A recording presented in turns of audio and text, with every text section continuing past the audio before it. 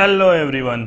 इस वीडियो में हम डिस्कस करेंगे क्लास 12th के फिजिकल एजुकेशन के very first chapter planning in sports के बारे में। इस चैप्टर का बोर्ड एग्जाम में 7 to 8 मार्क्स का वेटेज होता है। 7 to 8 मार्क्स बोर्ड एग्जाम में इस चैप्टर से आते हैं। So let's start with chapter.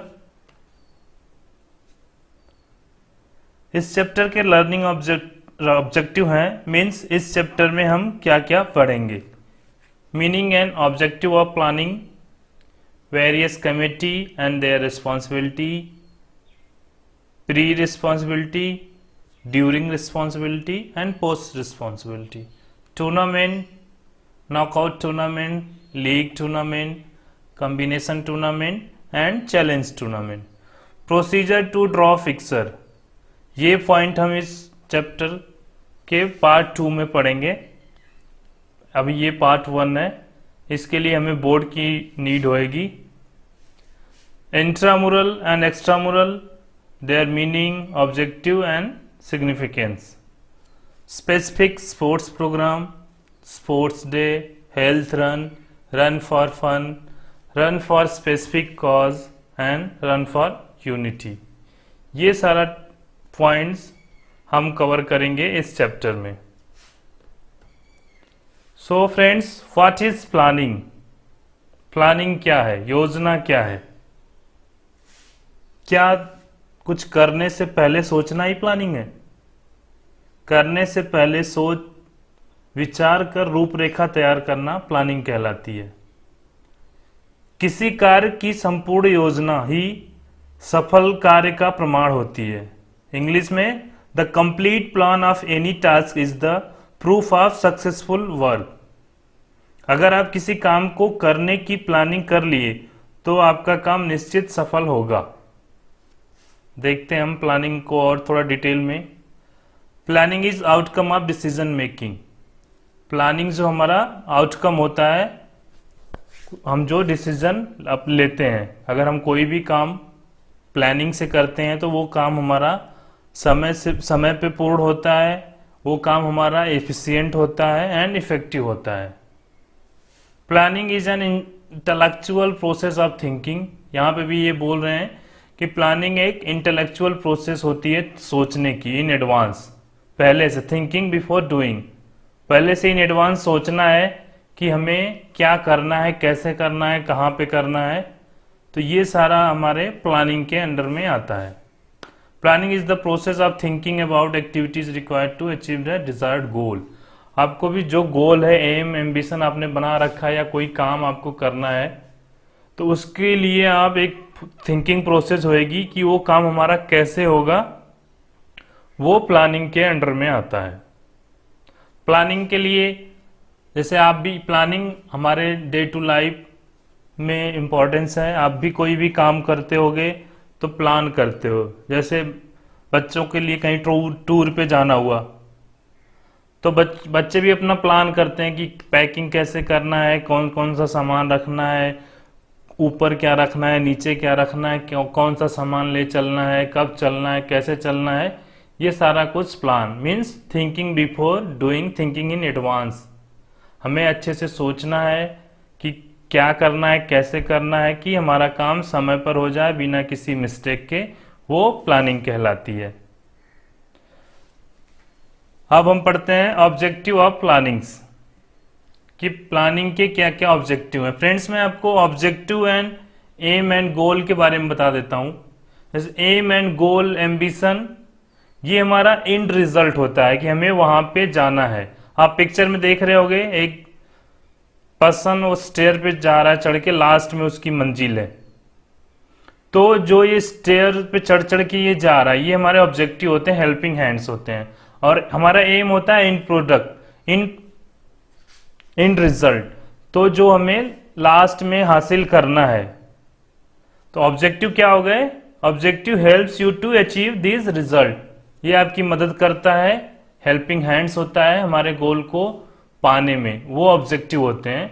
और हमारा एम, गोल, एम्बिशन ये एक होता है। तो ऐसे ही प्लानिंग के क्या ऑब्जेक्टिव हैं?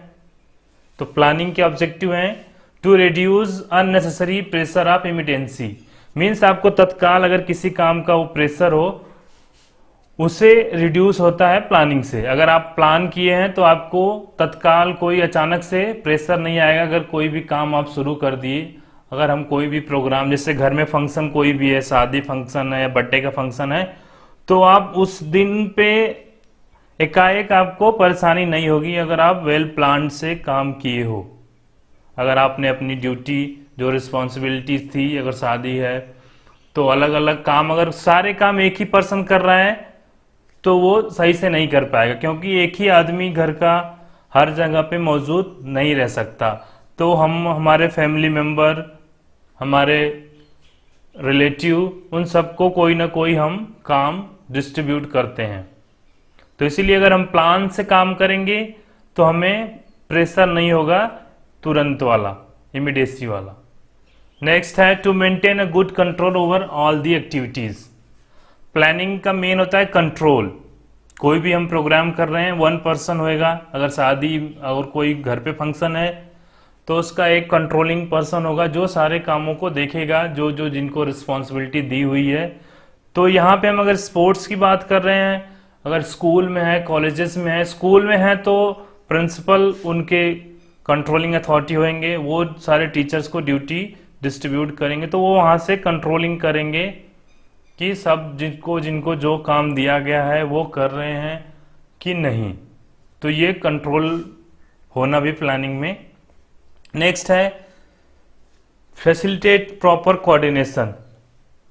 जो हमारा मुखिया है, उसको हेड है, उसको सारे टीचर से, सारे एम्प्लॉय से कोऑर्डिनेशन, एक टीम वर्क बना के चलना पड़ता है कोऑर्डिनेशन में, तो हमारा काम अच्छे ढंग से हो पाता है, कोई भी फंक्शन हमारा सक्सेसफुल हो जाता है।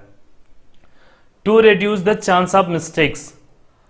अब यहाँ पे प्लान से अगर आप काम कर रहे हो तो कोई मिस्टेक्स की चांसेस नहीं होंगे, क्योंकि आप सारे वर्क को डिस्ट्रीब्यूट कर दिए हो अलग अलग पर्सन में, अलग अलग पर्सन के टीम में।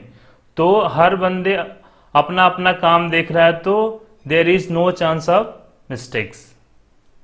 Next, to increase efficiency. Efficiency means हमारा काम निपुणता से होगा। ये अगर हम प्लान से कर रहे हैं तो ये हमारे इंक्रीज निपुणता, काम को और अच्छे से अंजाम देंगे। To enhance creativity. अगर हम प्लान से कर रहे हैं तो हमारे जो जो टीम है, जिसको काम दिया गया है, वो अपने काम में नए नए क्रिएटिविटी लेकर आएगा। To enhance performance. अगर हम प्लान में हैं तो परफॉर्मेंस हमारा ऑलरेडी एनहेंस होगा। अब वो चाहे आपके लाइफ में आपने कोई अपना एम बना रखा है, उसके अकॉर्डिंग प्लान चल रहे हो, तो आपका परफॉर्मेंस इंप्रूव होएगा। अगर स्पोर्ट्स में हम देखते हैं, अगर कोई पर्सन अपनी स्किल डेवलपमेंट और परफॉर्मेंस पे बना रखा है वेल प्लान कि मुझे इस टाइम ट्रेनिंग करना है, इस टाइम कंपटीशन खेलना है, तो उसका परफॉर्मेंस इनहेंस जरूर होएगा। तो फ्रेंड्स, अगर हम प्लान से काम कर रहे हैं कोई, तो हम श्योर सक्सेस होंगे। नेक्स्ट है various committee for organizing sports meet. अब हम यहाँ पे अगर स्पोर्ट्स की बात करते हैं तो अगर हमें कोई, जैसे हमारा स्कूल है, हमारे स्कूल में कोई फंक्शन ऑर्गेनाइज करना हुआ, जैसे हमारे स्कूल में हमारा स्कूल सेंटर बन गया कि आपका स्कूल ऑर्गेनाइज करेगा रीजनल गेम, जोनल गेम, तो उस टाइम पे कैसे होता है, आप देखते होंगे कि प्रिंसिपल सर और सारे टीचर्स की मीटिंग होती है। तो ये वही होती है कि वहाँ पे कमेटी ऑर्गेनाइज करते हैं कि कौन सा पर्सन को या किस पर्सन को उस टीम का मेंबर बनाया जाए, उसको कौन सा काम दिया जाए। तो ये डिफरेंट डिफरेंट कमेटी है, आप स्क्रीन पे देख रहे होंगे, जैसे publicity committee, boarding and lodging committee. तो इस कमेटी में कुछ एम्प्लॉय टीचर्स, अगर स्कूल की बात करें तो कुछ टीचर को हम उनके वर्क ऑफ इंटरेस्ट, अगर कोई टीचर किसी में इंटरेस्टेड है, अगर कोई जैसे ट्रांसपोर्ट जो वहाँ का लोकल है, सारे एरियाज को जानता है, तो हम उसको ट्रांसपोर्टेशन का हेड बनाएंगे और उसके साथ और टीचर और कुछ बच्चों की हम एक कमेटी बना देंगे, वो सारे मेंबर रहेंगे, वो हेड रहेंगे, तो वो सारा देख रेख उनकी जिम्मेदारी। अब तो ऐसे हम एक कमेटी का फॉर्म करते हैं, जैसे आप देख पा रहे होगे स्क्रीन पे, एडमिनिस्ट्रेटिव डायरेक्टर, तो ये एडमिनिस्ट्रेटिव डायरेक्टर उस जो भी इंस्टीट्यूट है, स्कूल है, कॉलेज है, तो वहाँ के हेड होंगे। जैसे स्कूल है तो प्रिंसिपल, वो हेड होंगे। देन एग्जीक्यूटिव कमेटी, फिर उसके बाद ऑर्गेनाइजिंग कमेटी जो गेम्स का होगा उसका हेड, जैसे फिजिकल एजुकेशन टीचर हैं तो वो हेड होंगे। फिर उनके अंडर में और ये इतनी सारी कमेटीज रहेंगी जो उनको रिपोर्ट करेंगी, फिर वो आगे रिपोर्ट करेंगे। तो एडमिनिस्ट्रेटिव डायरेक्टर वहाँ से सभी को कंट्रोल करेगा, जो जो भी फंक्शन है, जैसे publicity committee, boarding and lodging committee, reception committee, decoration committee and all, ये सारी कमेटीज़ हैं। ये फॉर्म्ड होती हैं कोई भी हम स्पोर्ट्स फंक्शन ऑर्गेनाइज कर रहे हैं। जैसे मैंने बताया कि अगर हम जोनल या रीजनल गेम्स ऑर्गेनाइज कर रहे हैं अपने स्कूल में, या इंटर हाउस कंपटीशन ऑर्गेनाइज कर रहे हैं, स्पोर्ट्स डे ऑर्गेनाइज कर रहे हैं, तो हम अगर ऐसे कमेटी बांट के वर्क को डिस्ट्रीब्यूट करके करेंगे तो वेल प्लान से करेंगे तो हमारा काम, हमारा वो प्रोग्राम सक्सेसफुल रहेगा। अब हम कमेटी के बारे में डिस्कस कर लेते हैं। जैसे पब्लिसिटी कमेटी, तो इस कमेटी का क्या वर्क रहेगा, ये जो प्रोग्राम होना है या स्पोर्ट्स इवेंट है उनकी ये पब्लिसिटी करेंगे। जैसे पोस्टर बनवाना हो गया, बैनर हो गया, पम्पलेट छपवाना हो गया, इसमें डेट, वेन्यू इनको दिखाना रहेगा कि इस डेट को फंक्शन है, यहाँ पर है, ठीक है, इस टाइम पर है। तो ये सारा कुछ एक तरह से एडवर्टाइज करेंगे हमारे स्पोर्ट्स प्रोग्राम की, या जो भी, जैसे हमारे स्कूल में अगर एनुअल डे भी मनाया जा रहा है, एनुअल स्पोर्ट्स डे मनाया जा रहा है, तो पब्लिसिटी कमेटी क्या करेगी, हमारे प्रोग्राम को, जो भी हमारा इनविटेशन है उसका डिस्ट्रीब्यूशन करेगी और प्रोग्राम का पंपलेट, पोस्टर, बैनर लगा के एक तरह से एडवर्टाइज करेगी कि ये प्रोग्राम, यहाँ पे हमारे प्रोग्राम को सक्सेसफुल, मोर स्पेक्टेटर्स आए, एंजॉय करें, उसका काम पब्लिसिटी कमेटी करेगी। Committee of on entries and program, ये कमेटी एंट्रीज लेंगी, जैसे प्लेयर की कौन कौन से टीम आई रजिस्ट्रेशन कर खेलने के लिए आएंगी, उनका रजिस्ट्रेशन करेंगी, सारी जो एंट्री होंगी वो ये कमेटी देख रेख करेगी। ट्रांसपोर्ट कमेटी, एक ट्रांसपोर्टेशन कमेटी रहेगी, जो अगर टीम, जैसे कि अगर आप सिटी से दूर स्कूल है या सिटी में भी स्कूल है तो रेलवे स्टेशन से टीमों को लेकर आना स्कूल तक, फिर वापस उनको छोड़ना, या हमारा रुकने का प्रबंध कहीं और है, खेलने का प्रबंध कहीं और है, तो हमारे जहां रुकने का प्रबंध है वहां से खेलने के प्रबंध तक ले जाने लाने की जिम्मेदारी ये ट्रांसपोर्ट कमेटी करेगी। देन आता है बोर्डिंग एंड लॉजिंग कमेटी, ये कमेटी हमारा रहने की, जो प्लेयर आएंगे दूर से, ऑफिशियल आएंगे और जो टीचर्स ड्यूटी पे रहेंगे उनकी ये रहने और खाने की व्यवस्था करेंगे। Then reception committee, reception committee का काम, जैसे कि अगर टीम आती है तो रिसेप्शन कमेटी उनसे मिलेंगे, उनके प्लेयर्स के डॉक्यूमेंट सारे कुछ चेक करेंगे। फिर रिसेप्शन कमेटी और जो चीफ गेस्ट आएंगे उनको रिसीव करेंगे, उनकी वेलकमिंग करेंगे, ये सब रिसेप्शन कमेटी का काम होता है। Then decoration and ceremony committee, ये कमेटी के मेंबर्स, अगर जैसे स्कूल में हो रहा है तो इसके हेड ज़्यादातर आर्ट टीचर को बनाते हैं। तो इनमें क्या करते हैं, वो हमारे विद्यालय को या जो भी स्टेडियम है या प्लेइंग वेन्यू है उसको डेकोरेट करेंगे, और जो भी सेरेमनी होएगी, जैसे ओपनिंग सेरेमनी, स्टार्टिंग में victory ceremony, closing ceremony, in ceremony को वो सारी जो डेकोरेशन होएगी ये कमेटी करेगी।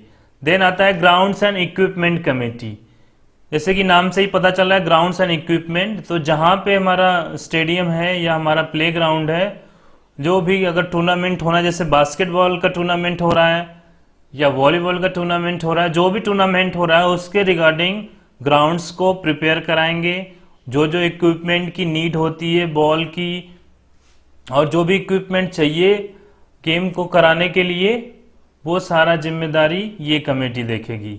नेक्स्ट है रिफ्रेशमेंट एंड एंटरटेनमेंट कमेटी, ये चाहे तो दो कमेटी बना सकते हैं या एक में ही रखते हैं।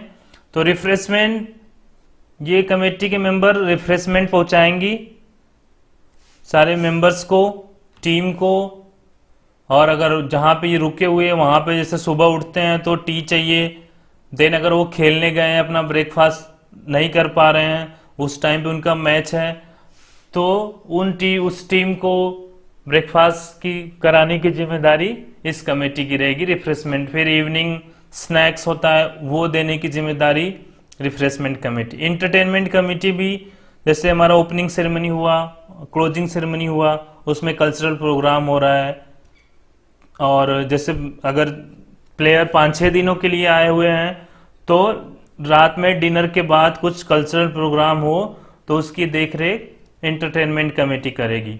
नेक्स्ट है अनाउंसमेंट कमेटी। ये कमेटी के मेंबर जितने भी गेम्स में ओपनिंग सेरेमनी, क्लोजिंग सेरेमनी, जो भी अनाउंसमेंट होगा या मैच के दौरान जो अनाउंसमेंट होगा वो इस कमेटी के मेंबर द्वारा किया जाएगा। नेक्स्ट है फर्स्ट एड कमेटी।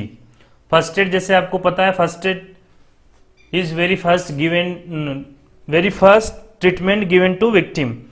तो अगर कोई भी इंजरी होती है, कोई भी प्लेयर इंजर्ड होता है, चोट लगती है, बेहोश हो गया कोई, तो फर्स्ट एड वाले उसको ट्रीटमेंट करेंगे। अगर कम है, ज़्यादा कुछ है, तो फर्स्ट एड कमेटी ही उन्हें हॉस्पिटल में लेके जाएगी। नेक्स्ट है फाइनेंस कमेटी। फाइनेंस कमेटी वो ऐसी कमेटी है जिसके बिना कुछ नहीं हो सकता। फाइनेंस कमेटी हमारा फंड, बजट डिसाइड करेगी, सारे जो इनकम है, एक्सपेंडिचर है, उनकी निगरानी फाइनेंस कमेटी रखेगी। तो ये सारी हमारी कमेटी और उनके फंक्शन के बारे में थे। तो ऐसे भी आपके स्कूल में या कहीं पे कोई भी फंक्शन ऑर्गेनाइज करना है, हमें ऐसे कमेटी बनाना है। हर कमेटी में एक एक को हेड बनाना है, उनमें हमें मेंबर टीचर्स के डालने हैं, बच्चों के डालने हैं, जो जहाँ पे जिसका इंटरेस्ट है, ऐसे बना के हमें टीम में काम करना है, वर्क को डिस्ट्रीब्यूट करके।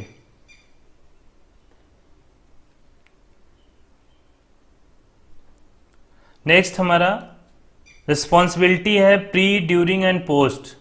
जैसे कि अगर कोई टूर्नामेंट हो रहा है, उसके प्री मीन्स उसके पहले की क्या जिम्मेदारियां हैं, ड्यूरिंग मीन्स उस दिन, जिस दिन प्रोग्राम हमारा स्पोर्ट्स डे या कोई भी फंक्शन है, उस दिन की क्या जिम्मेदारी है, पोस्ट और टूर्नामेंट फिनिश होने के बाद क्या जिम्मेदारी है, हमें वो बताना है। जैसे हमारे घर में अगर फंक्शन है, शादी का फंक्शन है, तो हम तैयारी करते हैं शादी के पहले की भी। शादी के पहले क्या क्या तैयारियां होती हैं, शादी के बाद, शादी वाले दिन क्या तैयारी होती है, और शादी के बाद क्या क्या तैयारी होती है। तो ऐसे ही हमें टूर्नामेंट का भी देखना है। टूर्नामेंट कराने से पहले की जिम्मेदारी जो भी हमारी कमेटी फॉर्म हुई थी, और उस दिन की जिम्मेदारी सारी कमेटी की किसकी किसकी क्या है, और टूर्नामेंट ओवर होने के बाद की जिम्मेदारी। तो यही हमें इसमें जानना है, pre responsibility, during responsibility and post responsibility. तो हम पहले डिस्कस करते हैं प्री टूर्नामेंट रिस्पॉन्सिबिलिटी की, मीन्स टूर्नामेंट शुरू होने के पहले की क्या जिम्मेदारी है उसके बारे में। तो पहला है to prepare budget for tournament with authority. तो हमें टूर्नामेंट के लिए बजट तैयार करना है कि जैसे हमारे स्कूल में बजट तैयार करना है कि स्पोर्ट्स डिपार्टमेंट में या फंक्शन में स्कूल में कितना बजट है, और इस प्रोग्राम के लिए कितना बजट एक्चुअल में चाहिए। क्योंकि हमारे स्कूल में ऐसे कैश में पैसा नहीं रखा होता है, उसका एक प्रॉपर प्रोसीजर होता है जो स्पोर्ट्स डिपार्टमेंट या प्रिंसिपल को हमें डिसाइड करना पड़ता है कि कितना फंड बच रहा है। जो भी जैसे विद्यालय में अलग अलग फंड होते हैं, उसमें क्या फंड है, हमें और ऊपर से अथॉरिटी से फंड लेना है कि नहीं। तो इसके लिए हमें सारी जो भी कार्रवाई है, कागजी कार्रवाई, वो करनी पड़ती है, फिर हमें जाके फंड हमारा अवेलेबल हो पाता है। तो ऐसा नहीं होता है कि स्कूल में पैसा कैश में पड़ा है और आप जितना ले सके ले लो। तो इसलिए पहले हमें बजट को निर्धारित करना है कि हमें कितनी टीमें हैं, कितना हमारा खर्च होगा, कितने ऑफिशियल आएंगे, और रहने खाने का क्या व्यवस्था है। तो ये सारा कुछ देखते हुए हम बजट बनाते हैं। नेक्स्ट है to prepare the schedule of tournament. हमारे प्री में ही ये जिम्मेदारी आती है कि हम अपना जो होने वाला टूर्नामेंट उसका शेड्यूल जारी करें, उसमें हम डेट्स बताएं कि किस डेट को होना है, वेन्यू, अगर हमारे स्कूल में जगह नहीं है या स्कूल में ही है तो वो बताना है, स्कूल में नहीं है तो हम टीमों को दूसरे स्टेडियम में लेके जा रहे हैं, वो वेन्यू बताना है। ठीक है, ये सारा कुछ हमें डिसाइड करना है पहले से ही। टू प्रिपेयर स्पोर्ट्स ग्राउंड, हमें स्पोर्ट्स ग्राउंड भी पहले से ही बना के रखना है। जब टूर्नामेंट है तब तो हम बना नहीं सकते, टीमें जब आने लग जाएंगी उस दिन उनको खेलना रहेगा, तो हमें एडवांस में ग्राउंड सारे मेंटेन करा के रखने हैं। To form various committee for organizing tournament, इसके लिए हम टूर्नामेंट ऑर्गेनाइज करने के लिए जो अभी कमेटी डिस्कस कर रहे थे, हम इसको भी उसी टाइम बना लेंगे in advance. To send the information to various team about dates and venue, तो जो अलग दूर दूर की टीमें हैं उनको हम बाय मेल या गूगल फॉर्म जैसे भी करके हम उनको इन्फॉर्मेशन भेजेंगे और उनसे हम रिस्पांस भी लेंगे कि आपकी टीम आ भी रही है कि नहीं आ रही है, आ रही है तो कितने टीम आ रही है, टीम मैनेजर मतलब टीम मेंबर कितने हैं, मैनेजर कितने हैं, कोच कितने हैं, साथ में कौन कौन है, तो सबके उसके अकॉर्डिंग हम उनके रहने का व्यवस्था, उनके बेडिंग की व्यवस्था, खाने की व्यवस्था तो हम कर पाएंगे।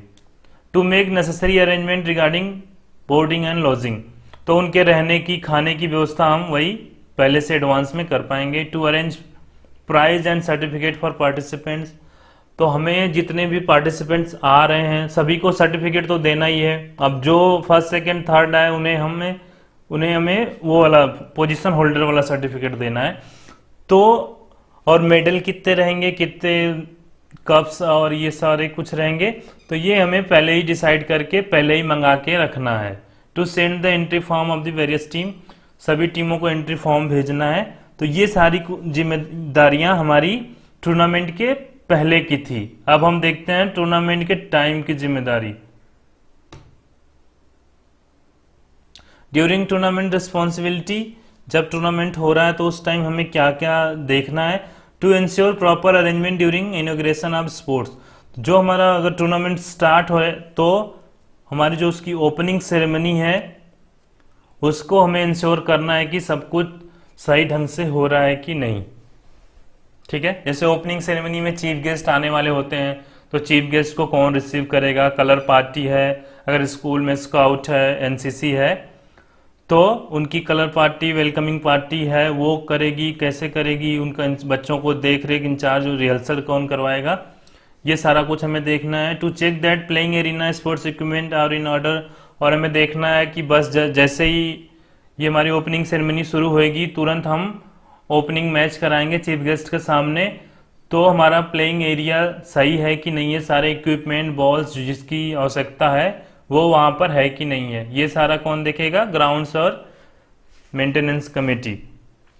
Then to ensure that sports event is being organized as per schedule, और हमें उसी दिन ध्यान में देना है कि जो जिस ग्राउंड पे जिस टाइम पे ऑर्गेनाइज करना है जो इवेंट वो हो रहा है कि नहीं हो रहा है, ये उस दिन का हमारा जिम्मेदारी है।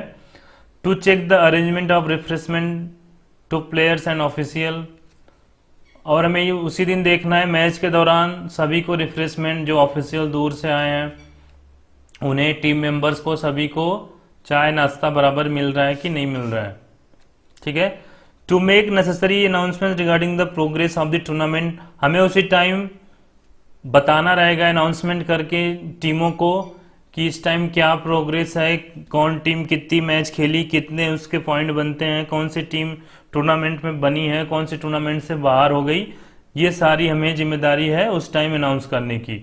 To impart first aid to the injured person, अगर उस टाइम पे खेल के दौरान कोई स्पोर्ट्स प्लेयर इंजर्ड हो गया तो उसे हमें फर्स्ट एड की सुविधा प्रदान करनी है। To provide and update information to the electronic and print media, तो अगर कोई मीडिया वाले मेंबर है, जैसे ओपनिंग सेरेमनी हो गई, मैच चल रहा है, तो इन सब की हमें अपडेट मीडिया को देते रहना है जो हमारे स्पोर्ट्स प्रोग्राम को कवर कर रहे हैं। नेक्स्ट हमारा पोस्ट टूर्नामेंट रिस्पॉन्सिबिलिटी, हमारा टूर्नामेंट हो गया, अब उसके बाद की क्या रिस्पॉन्सिबिलिटी है, जैसे आप पिक्चर में देख पा रहे हो बच्चे विक्ट्री स्टैंड पे खड़े हैं, तो हमारा क्या है, prize distribution, prize and certificate distribution हमें जो विनर हैं और प्लेयर्स हैं उनको करना है। To provide detail result and other necessary information to the media. अब मीडिया को हमें एक प्रेस नोट देना है कि ये हमारे यहाँ प्रोग्राम या ये इवेंट हुआ, हमारा ये टीम जीती है, ये प्लेयर हमारे best player, man of the match and all ये हुए हैं। तो हमें एक मीडिया को संक्षिप्त नोट देना है अपने पूरे इवेंट के बारे में।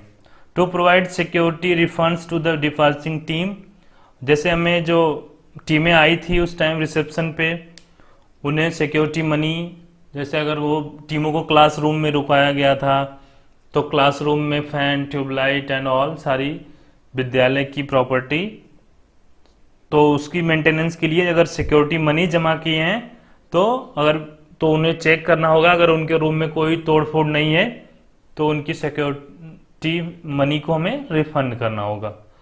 To collect all the record files related to sports tournament, हमें ये पूरी फाइल्स जो भी रिकॉर्ड सारा कलेक्ट करके एक जगह रखना है, क्योंकि नेक्स्ट ईयर भी कराने हैं तो ये उसमें हेल्पफुल भी रहेगा और हमारे स्कूल या स्पोर्ट्स डिपार्टमेंट के रिकॉर्ड में ये रहना चाहिए, तो इसलिए हमें इनको इकट्ठा करके रखना है। To make the payment of the official and other concern person, अब टूर्नामेंट ओवर हो गया, जो ऑफिशियल आए थे, फेडरेशन से आए थे, स्टेडियम से आए थे, उन्हें हमें पेमेंट देनी है, और भी कोई जो हेल्पिंग, कोई लेबर, ग्राउंड बनाने, सब कुछ हमें उनका पेमेंट करना है। To prepare report related to the expenditure of tournament, हमें एक रिपोर्ट बनानी है कि टूर्नामेंट में कितना खर्चा हुआ। To present memento to the chief guest, जो क्लोजिंग सेरेमनी में या विक्ट्री सेरेमनी में चीफ गेस्ट आएंगे उन्हें एक मोमेंटोज या कुछ भी जो हम कल्चरल वो कर रहे हैं उसका इंतजाम करना होता है पोस्ट टूर्नामेंट रिस्पॉन्सिबिलिटी। तो ये थी सारी टूर्नामेंट के पहले, दौरान और उसके बाद की जिम्मेदारियां। आगे हम बात करते हैं टूर्नामेंट्स क्या होता है। तो टूर्नामेंट्स क्या होता है? Tournament is a competition held among the various team. Tournament में क्या होता है कि कंपटीशन होता है अलग अलग टीमों के बीच किसी पर्टिकुलर एक्टिविटी के लिए अकॉर्डिंग टू फिक्स्ड शेड्यूल। एक फिक्स शेड्यूल के हिसाब से अलग अलग टीमों के बीच कंपटीशन कराना ही क्या कहलाता है? टूर्नामेंट। टूर्नामेंट में एक विनर डिसाइडेड होता है। अब आप सोच रहे हो कंपटीशन क्या होता है, तो ये होता है एक स्ट्रगल। सो टूर्नामेंट अलग अलग टीमों के बीच में विनर एक फिक्स्ड शेड्यूल में खेल के विनर को डिसाइड करना ही टूर्नामेंट है। टूर्नामेंट के इंपॉर्टेंस क्या है? Development of sports skill. जब टूर्नामेंट होता है तो किसी भी गेम की, जैसे वॉलीबॉल की है, तो उसके पर्टिकुलर स्किल का क्या होता है? डेवलपमेंट होता है। तो जैसे प्लेयर मैच कर रहे हैं तो मैच के दौरान अपोजिट टीम का प्लेयर कोई स्किल दिखाता है या इस टीम का प्लेयर कोई स्किल दिखाता है, तो वो एक दूसरे से भी सीखते हैं, देख के भी सीखते हैं। अगर कोई अच्छी टीमें हैं तो उसके स्किल से कि उसने ऐसे किया ऐसे किया, तो यहाँ पे प्लेयरों का क्या होता है? Development of skill. Helpful in selection of players. Tournament जब तक हम नहीं कराएंगे हमें पता नहीं चलेगा कि कौन सा प्लेयर अच्छा है। अगर हमें अपने स्कूल की टीम बनानी है तो हमें टूर्नामेंट ऑर्गेनाइज करना पड़ेगा, हमें inter house competition, inter section competition कराना पड़ेगा कि कौन सा बच्चा अच्छा है। तो ये हमारा टूर्नामेंट क्या करता है? टीम बनाने में मदद करता है। नेक्स्ट है डेवलपमेंट ऑफ सोशल क्वालिटीज। जब बच्चा अगर खेलता है तो उसके अंदर सोशल क्वालिटीज भी डेवलप होती है। जैसे अगर वो टीम गेम में है, एक दूसरे की मदद कर रहा है, टीम गेम में तो जैसे पास देना होता है, एक दूसरे का साथ देना पड़ता है, तो ये सारी क्वालिटी उसकी अपने निजी जीवन में भी लागू हो जाती है, आने लग जाती हैं, वो हेल्पिंग नेचर हो जाता है। तो ऐसी ही सोशल क्वालिटी उसके अंदर आती है। Source of recreation. टूर्नामेंट एक सोर्स ऑफ रिक्रिएशन भी कहा जा सकता है, औरों के लिए, प्लेयर्स के लिए भी होता है, ऑब्वियस सी बात है। ठीक है। Development of national and international integration. ये राष्ट्रीय और अंतर्राष्ट्रीय हमारा एकता का काम करता है। यहाँ की टीमें वहाँ की टीमें एक साथ मिल के खेलती हैं, तो सौहार्द, प्रेम पूर्वक। तो ये सारे टूर्नामेंट्स थे। अब कौन कौन से टूर्नामेंट होते हैं? पहला है नॉकआउट जिसको हम एलिमिनेशन टूर्नामेंट्स भी बोलते हैं। दूसरा है लीग और राउंड रोबिन टूर्नामेंट्स। फिर है कॉम्बिनेशन टूर्नामेंट, चैलेंज टूर्नामेंट। ये 4 प्रकार की टूर्नामेंट्स होती हैं। अब हम बारी बारी देख लेते हैं ये क्या होती हैं। पहला है नॉकआउट टूर्नामेंट। नॉकआउट, जैसे इसका नाम भी है elimination. So in this type of tournament the team which is defeated once, जो टीम एक बार हार गई, गेट्स एलिमिनेटेड, मीन्स वो टूर्नामेंट से बाहर हो गई। तो ये ऐसा टूर्नामेंट्स है कि जो टीम एक बार हारी वो टूर्नामेंट से बाहर, अगर अपना पहला ही मैच हार गई तो वो पूरे टूर्नामेंट से बाहर हो गई। तो इस टाइप के टूर्नामेंट को हम बोलते हैं knockout tournament, elimination tournament.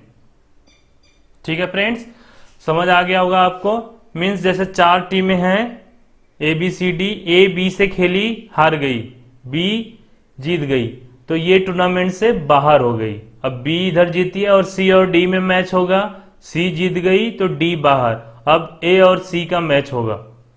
Means जो टीम हारी वो टूर्नामेंट से बाहर, चाहे पहला मैच, दूसरा मैच, तीसरा, जहां पे हार गई वहां पे बाहर हो गई टूर्नामेंट से। तो ऐसे टूर्नामेंट को हम नॉकआउट टूर्नामेंट बोलते हैं या एलिमिनेशन टूर्नामेंट बोलते हैं।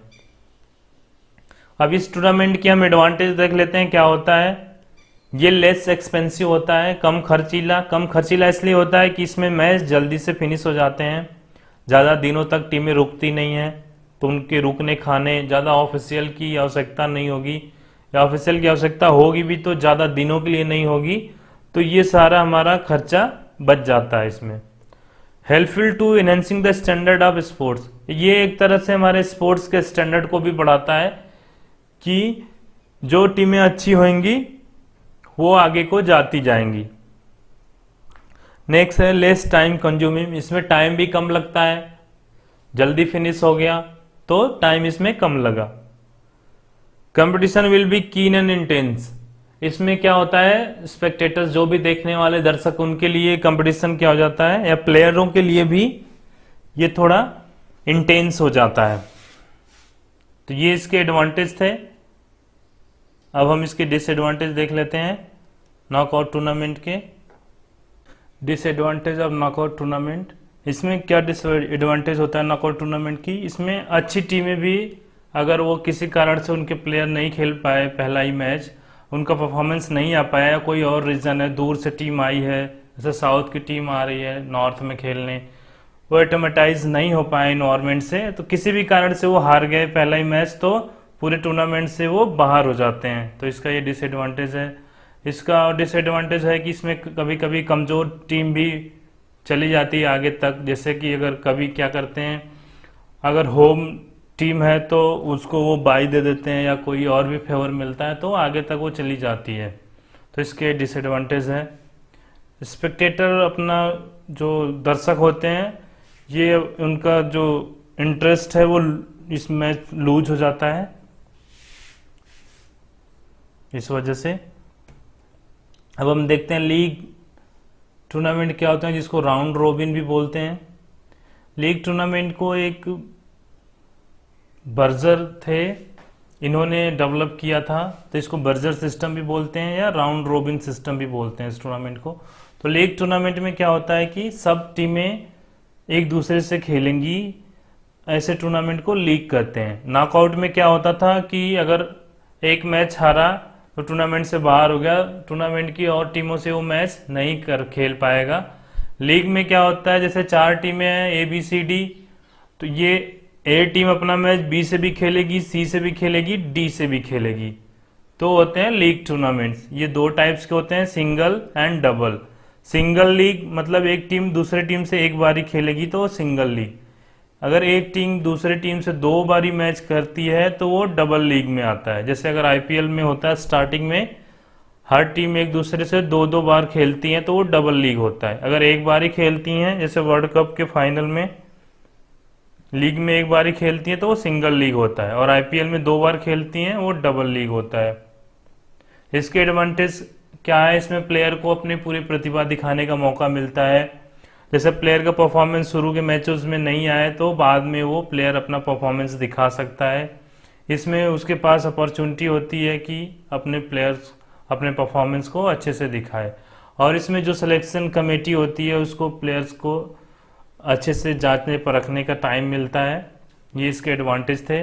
डिसएडवांटेज आप देख सकते हो, इसमें ज़्यादा टाइम चाहिए। सब टीमें अगर एक दूसरे से मैच खेलेंगी, अगर ज़्यादा टीमें होती तो उनको जोन पूल में बना डिवाइड कर देते हैं, तो अपने ही पूल में वो मैचेस खेलती हैं, तो भी इसमें बहुत ज़्यादा दिन लगता है, ज़्यादा पैसा लगता है, ज़्यादा समय लगता है, ज़्यादा ऑफिशियल की नीड होगी।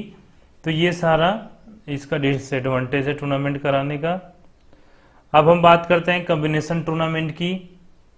तो जैसे नॉकआउट कम नॉकआउट, मतलब फाइनल स्टेज में राउंड 1-2 में भी ये नॉकआउट होगा, और लास्ट स्टेज में सेमीफाइनल फाइनल में भी नॉकआउट होगा। नॉकआउट नॉकआउट, तो ऐसे कॉम्बिनेशन को नॉकआउट कम नॉकआउट बोलते हैं। नॉकआउट कम लीग मीन्स शुरू के राउंड में पहले नॉकआउट मैचेस होंगे, बाद में लीग मैचेस होंगे, तो ऐसे कॉम्बिनेशन को हम नॉकआउट कम लीग बोलते हैं। फिर आता है लीग कम लीग, कि पहले लीग खेलेंगे, फिर उनके पॉइंट बेसिस से कुछ टीमें रह जाएंगी, फिर वो भी आपस में लीग खेलेंगी, तो इस कॉम्बिनेशन को हम लीग कम लीग। जैसे आईपीएल में क्या होता है, लीग कम नॉकआउट, पहले टीमें लीग खेलती हैं, बाद में नॉकआउट होता है कि जो टीम हारी वो बाहर है, एलिमिनेशन राउंड, तो वो हो गया league cum knockout. League cum knockout, ये 4 कॉम्बिनेशन है। इसके बाद है चैलेंज टूर्नामेंट। ये टूर्नामेंट्स ज़्यादातर उन गेमों में होती है जिनमें रैंकिंग होती है, जैसे table tennis, squash, badminton.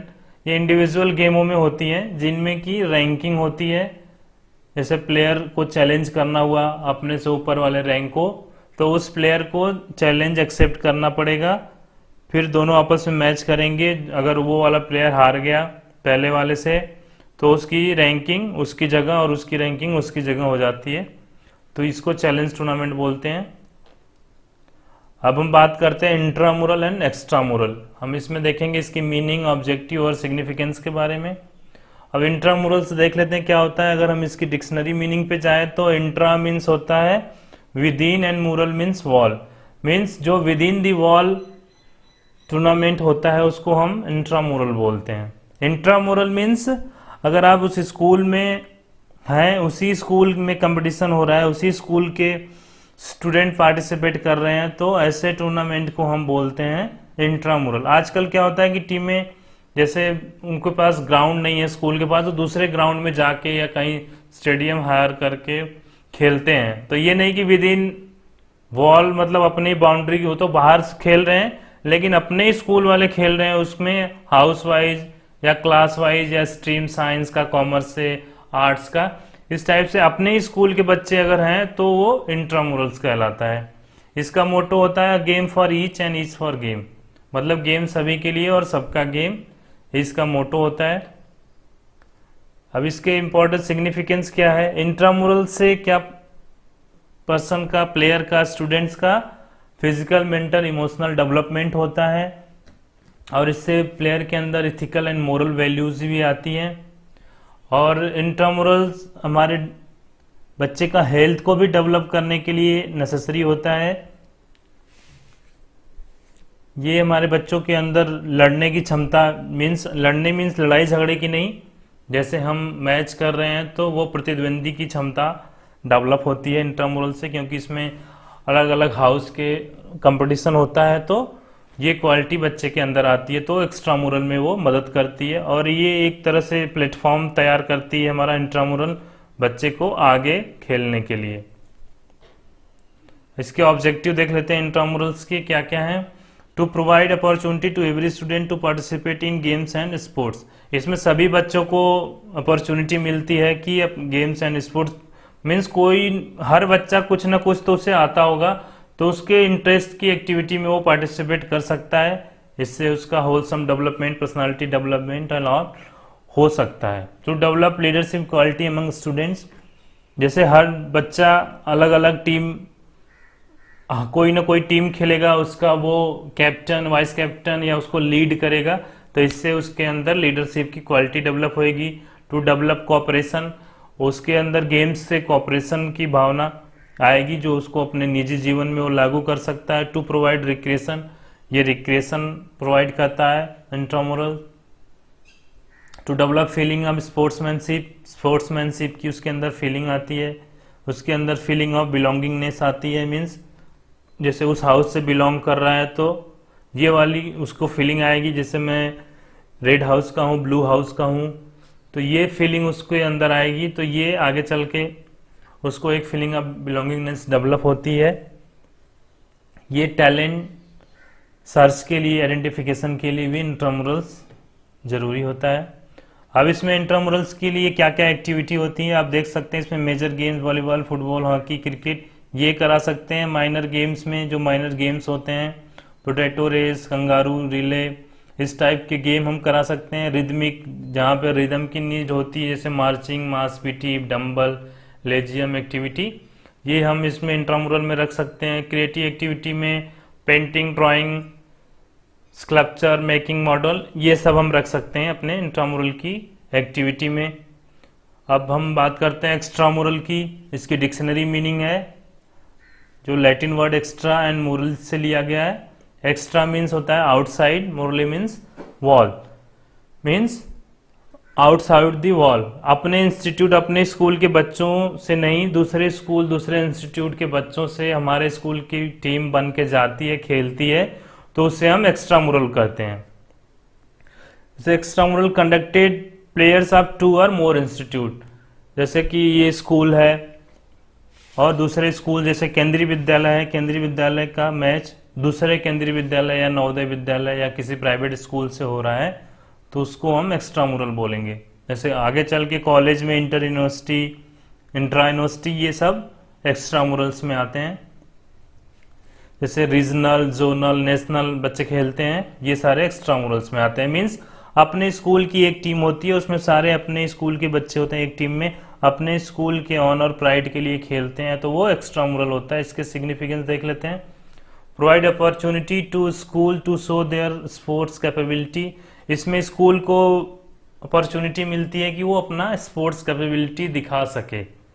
Enhance the standard of sports performance, हाँ ऑब्वियस सी बात है, इसमें स्पोर्ट्स परफॉर्मेंस इनहेंस होगा क्योंकि हमारे स्कूल की बात है, तो अच्छी टीम तैयार करके उसको बाहर खेलने जाना है तो भेजेंगे। अच्छी टीम के लिए अच्छी ट्रेनिंग चाहिए, तो अच्छी ट्रेनिंग से उनकी परफॉर्मेंस इंप्रूव होएगी।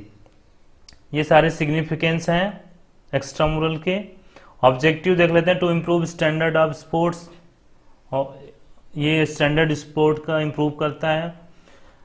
एक्सपीरियंस, बच्चों को एक्सपीरियंस मिलता है, अलग अलग जगह पे जाके खेलते हैं, अलग अलग टीमों से कुछ ना कुछ सीखते हैं, वहाँ की कल्चर या अपनी गेम की स्किल कुछ ना कुछ वो सीखते हैं। To develop sportsmanship and feeling of fraternity, sportsmanship और फ्रेटर्निटी की फीलिंग उनमें डेवलप होती है। To broaden the base of sports, sports का बेस और बॉर्डर होता जाता है एक्स्ट्रामुरल से। ये इसके ऑब्जेक्टिव थे। अब हम स्पेसिफिक स्पोर्ट्स प्रोग्राम के बारे में बात कर लेते हैं, जैसे sports day, health run, run for fun, run for specific cause, run for unity. तो पहला इसमें स्पोर्ट्स डे को छोड़ के और बाकी किसी में कंपटीशन नहीं होता, ये किसी पर्पस, किसी काम के लिए ये सारे कंडक्ट होते हैं। हम स्पोर्ट्स डे देख लेते हैं। स्पोर्ट्स डे हर स्कूल में ऑर्गेनाइज होना ही चाहिए, इससे बच्चों का हमारे डेवलपमेंट होता है, उनके सोशल वैल्यूज़ का, उनके स्पोर्ट्स स्किल का। Sports day organize in every school, a specific day is fix for conducting sports day, एक पर्टिकुलर डे फिक्स होना चाहिए कि इस डे को इस स्कूल का स्पोर्ट्स डे फंक्शन होगा। On sports day ample opportunity to provide, sports day वाले दिन सारे बच्चों को पर्याप्त मात्रा में उनको अपॉर्चुनिटी मिलनी चाहिए, अवसर मिलना चाहिए कि वो भी उसमें पार्टिसिपेट कर सकें।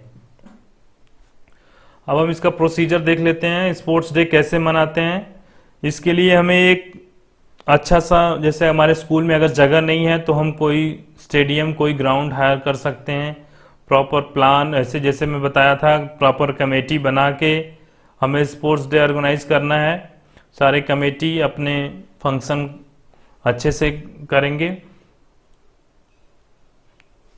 तो ऐसे हम स्पोर्ट्स डे मना सकते हैं। स्पोर्ट्स डे में हम बच्चों को मोटिवेट करने के लिए उनको हम सर्टिफिकेट, प्राइज, मेडल भी दे सकते हैं।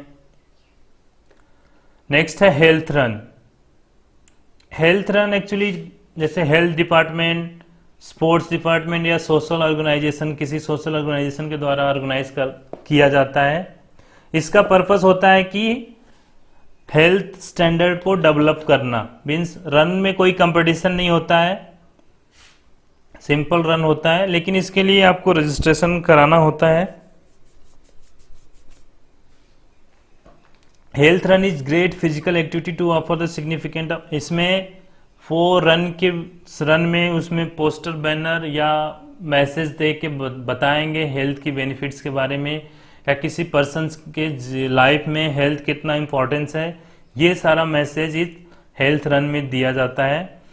Health run competition involve health run but registration, ये तो मैं बता दिया, रजिस्ट्रेशन इसमें होता है। और ये अगर किसी चैरिटेबल ट्रस्ट या कोई ऑर्गेनाइज करता है, स्पॉन्सर करता है, तो उसके द्वारा ऑर्गेनाइज किया जाता है हेल्थ रन। नेक्स्ट बात करते हैं रन फॉर फन। ये भी उसी तरह है, रन फॉर फन। इसके हम एंजॉय के लिए, अपने लाइफ में बोर्डम और काम से थक गए हैं उसको, हमारी मेंटल सिकनेस और टायर्डनेस को दूर करने के लिए इस टाइप के ऑर्गेनाइजेशन किए जाते हैं। ये कंपटीशन रेस नहीं होता है, फ्रेंडली रेस होता है। इसमें road running, cross country running, हम कुछ भी करा सकते हैं।